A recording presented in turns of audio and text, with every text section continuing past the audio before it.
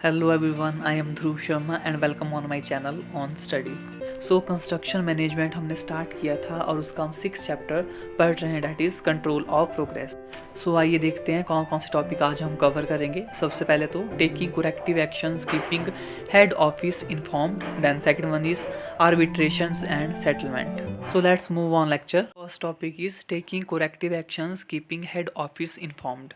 इसमें क्या होगा कि कंस्ट्रक्शन साइट पर हमें डिफरेंट रिकॉर्ड्स मेंटेन करके रजिस्टर पर रखने होते हैं, जैसे कि layout structure, drawing, material used, labour cost कितनी लग रही है, फंड्स कितना है, raw material supply cost etcetera, जो भी है सारे रिकॉर्ड हमें एक रजिस्टर पर रखना पड़ता है। एंड कई बार क्या होता है कि जब इंस्पेक्शन होता है उसमें एसडीओ या फिर हायर अथॉरिटी चेकिंग पर आती है, रिकॉर्ड चेक करती है। अगर रिकॉर्ड में मेजर मिस्टेक हुई है, मेजर मिस्टेक जैसे कॉन्ट्रैक्टर ने अगर अच्छी क्वालिटी का मटेरियल लाना था बट उसने पुअर क्वालिटी का मटेरियल परचेज कर दिया और उस रिकॉर्ड में उसने मेंशन नहीं किया, या फिर दूसरा रीज़न जैसे कॉन्ट्रैक्टर ने अगर किसके साथ पार्टनरशिप की है और उसने ओनर्स को जो प्रोजेक्ट बना रहा है उसको नहीं बताया कि मैंने पार्टनरशिप की है मटेरियल को लेकर, तो ये भी इसके अगेंस्ट भी वो स्ट्रिक्ट एक्शन लेते हैं ओनर्स। इसलिए हमें चाहिए कि अगर कंस्ट्रक्शन साइट पर अगर आप कुछ भी बदलाव ला रहे हो या फिर अपने अकॉर्डिंग कुछ कर रहे हो तो एक बार ओनर्स को पूछ लो या एसडीओ से सलाह मशवरा कर दो कि आगे क्या करना चाहिए, कौन सा मटेरियल हमें नियर बाय मिल सकता है। और मोस्ट इंपॉर्टेंट कि उस चीज़ को आप रिकॉर्ड में नोट डाउन भी करो। और जो एग्जाम्पल के साथ मैं आपको ये समझा रहा हूँ, आई होप कि आप इसके नोट डाउन भी कर रहे होंगे। सो आइए अब देखते हैं कि कौन कौन सी रिकॉर्ड हैं जो कि हमें रजिस्टर पर नोट डाउन या फिर उसका रिकॉर्ड रखना पड़ता है। सो ये है डिफरेंट प्रोसेसेस और रिकॉर्ड्स जिसे हमें नोट डाउन या फिर रिकॉर्ड में रखना पड़ता है।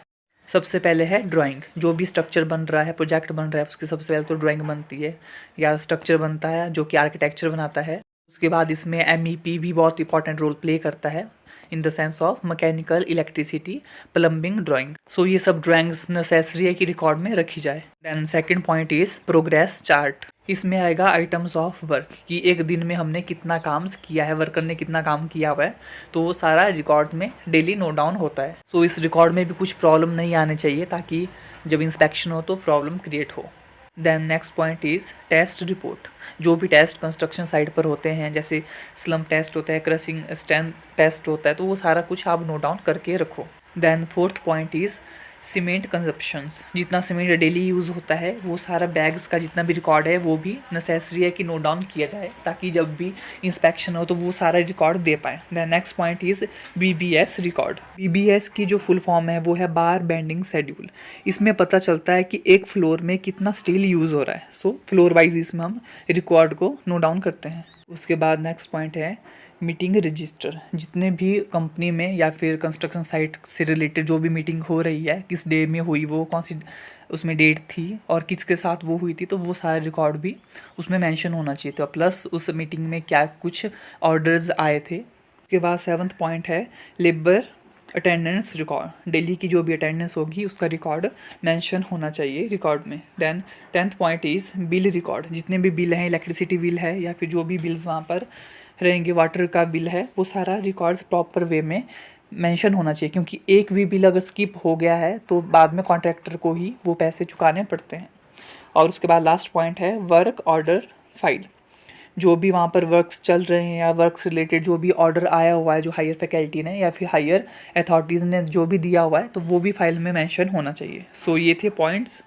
Now next topic is arbitration and settlement. Arbitration की प्रॉपर डेफिनेशन आपको शो हो रही है स्क्रीन पर, बट इसको समझते हैं कि इसमें है क्या। Arbitrations are the methods of ADR.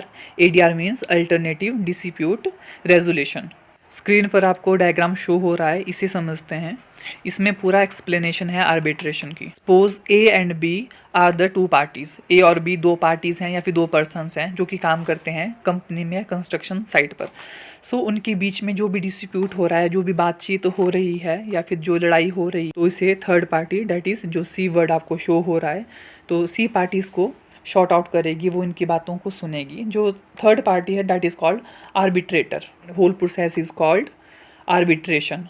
Arbitration एक ऐसी प्रोसेस है कि जब दो पार्टीज़ या दो एम्प्लॉयज़ के बीच में झगड़ा होता है या उनमें नहीं बन रही होती है, तो क्या करती है, जो थर्ड पार्टी होती है वो थर्ड पार्टी के पास जाते हैं या फिर हायर फैकल्टीज़ अथॉरिटीज़ के पास जाएंगे वो, कि हमारा जो मैटर है उसको शॉर्ट आउट करो, कुछ सॉल्यूशन या कुछ डिसीज़न लो। तो जो आर्बिटर होता है वो दोनों की प्रॉब्लम को सुनता है और एक सॉल्यूशन निकालता है, और जो भी वो सॉल्यूशन निकालेगा, ऑर्डर निकालेगा, वो दोनों को फॉलो करना होता है।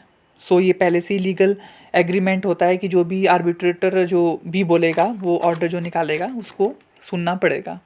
सो ये है प्रोसेस ऑफ आर्बिट्रेशन, जिसमें पहले है case file, arbitrations, selection process, then preliminary, schedule order, then discover order या डिस्कवर प्रोसेस, इसमें जो भी है डिसीजन होगा वो रिकवरी करती है। देन हेयरिंग, उसके बाद है arbitration hearing, post arbitration benefits, then final arbitration aborts. So ये प्रोसेस है कि किस तरह से दोनों पार्टीज़ को सेटिस्फाइड किया जाए। तो ये सारा प्रोसेस जो भी है, या तो कंपनी का जो ओनर होगा या फिर जो भी वहाँ पर हायर अथॉरिटीज़ है, ये उनका ही काम होता है उन दोनों पार्टीज़ को सेटिस्फाइड करवाना। सो आर्बिट्रेशंस हो गया, उसके बाद है सेटलमेंट। सेटलमेंट नाम से पता चल रहा है कि किस तरह से हम सिचुएशन को सेटल करें। ये कंस्ट्रक्शन मैनेजमेंट की बात हो रही है, तो कंस्ट्रक्शन साइट पर अगर कुछ प्रॉब्लम वहाँ पर क्रिएट हो रही है, जैसे सपोज कि नंबर ऑफ़ एम्प्लॉइज़ या फिर वर्कर्स, लेबर जो भी वहाँ पर काम कर रही है, अगर उनको प्रॉपरली पेमेंट नहीं मिल रही है, या फिर जो हायर जो फैकल्टीज़ है वहाँ पर वो उन्हें जो है इंक्रीमेंट नहीं लग रहा है, तो इस वजह से उन्होंने क्या किया कि उन्होंने अपना काम करना बंद कर दिया। सो उन्होंने काम करना बंद कर दिया, तो जो प्रोजेक्ट की कंप्लीशन थी वहाँ पर डिले हो रहा है, तो इस वजह से हम अपने गोल को अचीव नहीं कर सकते हैं। तो इस कंडीशन में क्या होगा कि जो वहाँ पर साइट इंजीनियर है या फिर जेई है, वो आगे बात करेगा एसडीओ के साथ, और जो एसडीओ है वो प्रोजेक्ट का जो ओनर है उससे बात करेगा। तो जो ओनर को इस बात का पता चलेगा, वो एक मीटिंग बिठाएगा और मीटिंग में कुछ सॉल्यूशंस निकालेगा, ताकि वो उस कंडीशंस को या फिर जो प्रॉब्लम क्रिएट हुई है उसको वो सेटलमेंट कर सके। इसका दूसरा एग्जांपल हो सकता है कि अगर जो एम्प्लॉइज़, नंबर ऑफ़ एम्प्लॉइज़ जो कि कंस्ट्रक्शन साइट पर काम कर रहे हैं, अगर उनकी नहीं बन रही है एक दूसरे के साथ और काम में डिले हो रहा है, तो वो क्या करेंगे कि दोनों वर्कर्स का या फिर नंबर ऑफ़ वर्कर्स के डिपार्टमेंट चेंज कर देंगे, या फिर एक को कुछ और काम देंगे और दूसरे को सेकंड फ्लोर या फर्स्ट फ्लोर में, मतलब अपने अकॉर्डिंग वो एडजस्ट कर देंगे ताकि काम में कुछ भी डिले ना हो। सो ये था आज का लेक्चर, और ये जो चैप्टर है कंट्रोल ऑफ प्रोग्रेस, ये 2 लेक्चर्स में कंप्लीट हुआ है। एक लेक्चर तो ये, और एक लेक्चर मैंने ऑलरेडी अपलोड करवा दिया हुआ है, सो आप वहाँ पर देख सकते हो।